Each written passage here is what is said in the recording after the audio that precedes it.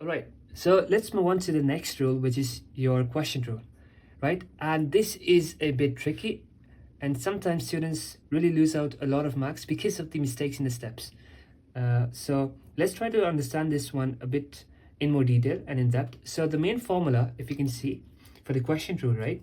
It states that when you have two equations, let's say an equation u, that can be or that can have a derivative in terms of x, as well as an equation v, such that the bottom equation is not equal to 0, then this equation can use this formula for the quotient rule when we want to find the first derivative, right? And what is that?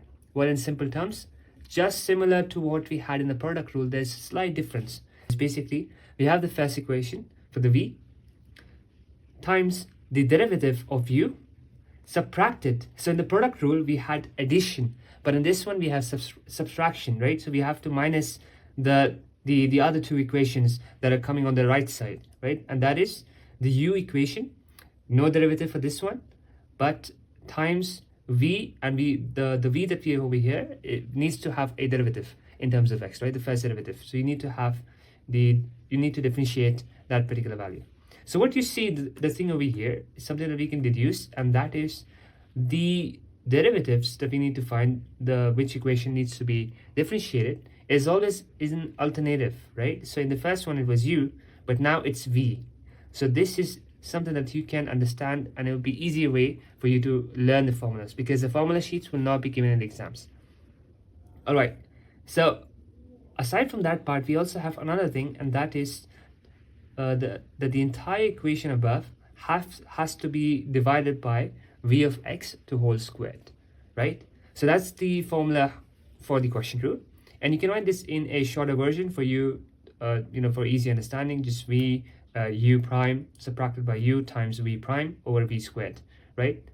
So let's try to apply it, and let's see how we can actually use this quotient rule, right? So we have an equation right here, and this equation says that f of x is equals to 2x plus 3 times x minus 4 over 11x raised to the power half plus 7, right? Now in the first one, you see that there are two separate equations. So there are basically 1, 2, and 3 equations right here. If I put this in brackets, so it'll be easier to understand. Yeah, so there are 3 equations. So meaning it's not just a quotient rule, but the product rule at the top as well. If I try to hide this right here, you can see that is a product rule itself, right? But to make it easier, simpler, let's try to first solve the top portion. And how do we do it? We just open up the brackets of the numerator, not the denominator, because denominator there's nothing to be multiplied, right? So in this case, all I did was to convert this, this equation of this format to this format, right? I just open up the brackets, which is basically you multiply 2x by this x, and then again 2x by 4. And after that, you have your 3x. You do the same with 3 times x and 3 times 4, right? And once you get, it basically comes to 2x squared minus 8x plus 3x. 8x minus 8x plus 3x becomes minus 5x. And at the end, 3 4s are 12 minus 12. Just make sure that you always remember the signs, because most of the times we really make a lot of mistakes in the signs. And I too have experience of doing that. And it really messes up our final answer, right? So just ensure that your signs are correct. Always recheck your signs when you're trying to convert the formats or even trying to do the derivatives, right? So now let's try to find this let's try to solve this, this format with the formula that we have for the quotient rule, right? The quotient rule says v times u prime subtracted by u times v prime over v squared. So what is my v and what is my u? How do you understand? So I can say that the one at the top can be my u, the one at the bottom is my v, right? So now it's easier for me to understand. Okay, the denominator is my u and the denominator is my v. So when we try to find the f prime, which is the dy over dx, or the derivative in terms of x, we can say that in the first one, we keep the v as it is, right? There is no derivative. And what is my v? 11x half plus 7, right? So I'm just going to write it as it is, 11x raised to the power half plus 7. Okay, so that's one. I'm just going to put in brackets so easier to follow along. Otherwise, because when you have these kind of equations, it's very lengthy, and sometimes if you don't put up the brackets, we might mess up a few values in between. So better recommended just to put in brackets to show that, okay, this is for v and that's for u. Easy for you to as well. Okay, now what's next? Times u, but u has to be a derivative, right? So we have to find it, we have to differentiate this value. My u is 2x squared minus 5x minus 12. Again, in terms of x, when you try to see, my minus 12 will become 0 because that's a constant rule. There is no x involved, so that's 0. Minus 5x will just be 5 because x just only has 1, and when that reduces, it just becomes, when we try to differentiate it, the 1 comes down and x basically is gone, right? So that's just minus 5 left. And the same one for here, we're going to put the 2 down, that becomes 2 times 2 is 4, and that x will be subtracted by 1, right? So in this case, it will be 4x and minus 5. Right? So that's my v, and that's my u prime. Okay, so we are done with the first part. Now the second part is we have to put a subtraction sign. Always remember that it's a subtract, we have to subtract when it's a quotient rule, right? But in the product rule, it's addition, right? So just make sure that you remember that. Okay, now after this, we have to put again u. My u does not have to be, we don't have to differentiate the u, so as it is, 2x squared minus 5x minus 12. Put that in brackets, 2x squared minus 5x minus 12. And lastly v, and the v is in prime, so v is 11, half comes down, that becomes 11 by 2. 11 by 2, and half is actually subtracted by 1 or at the top. So when that is subtracted by 1, it is actually a negative value. So x raised to the power negative half, right? And 7 is actually gone because 7 does not have an x value. So in that case, it will be a 0. So that's my equation. And again, this step does not stop because we also have to put v squared at the bottom, right?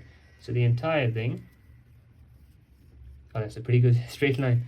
But the entire thing over v is 11x raised to the power half plus 7 whole squared, right?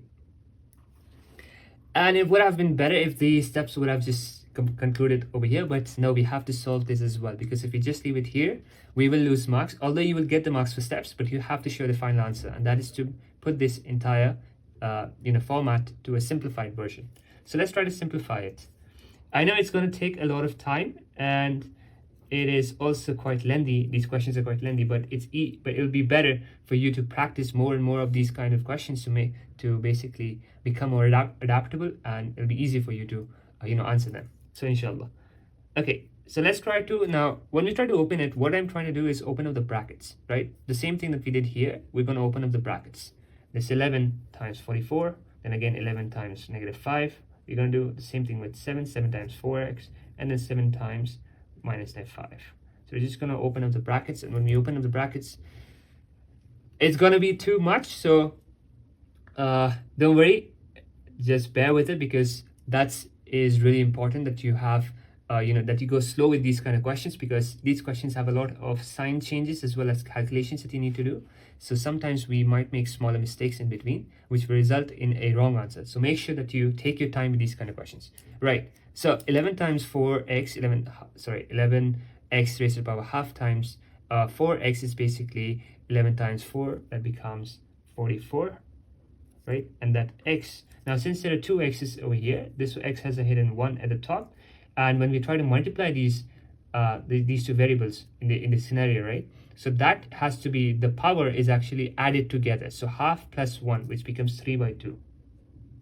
And remember that you have to add those values as well. Sometimes we make mistakes and forget about that. So 44x 3 raised to the power 2. Then we have 11 times 5, which is negative 55. Negative 55x raised to the power half. Right, and this that's for that one. Now 7 times 4, this becomes 7 4, so it's 28. Yeah, so 28, that becomes just x, because there's only x1 over here. Then we have 7 5 is 35, negative 35. Remember your signs, very important. Okay, now for this one again, we're going to do the same thing, multiplying all of the values with 11x for this, as well as all of these three, right? All right, so before moving on, one additional step, what you can do here, just to make things a bit more simpler, put a bigger bracket right here, so that because there is a negative sign in this case, so that you don't mess up when you're trying to convert the signs of each of the values. So first try to solve within the bracket itself. So now until here 35 will be subtracted within the brackets, and now let's try to solve or open up the brackets over here and try to simplify it, right? So 2x squared times 11 over 2x negative half will basically become 2 and 2 will be cancelled in the denominator, so that just becomes 11, right? And x, now since this is a power of 2 and it's a negative half, so we need to add them because we are multiplying these two variables. So in that case 2 minus half is just nothing but 3 by 2. So x raised to the power 3 by 2, this is in positive. Then we have this one multiplied by 5x, and this becomes nothing but basically negative value of 55 by 2. And x, now since there's a 1 over here and this is negative, again we're going to add those two powers of the variables because we are multiplying the two variables in this case. So that means 1 minus half is nothing but positive half, right? And then again with minus 12 subtract, remember the signs, and again 2 will be divided by 12 will be divided by 2, it becomes 6 and 11 66.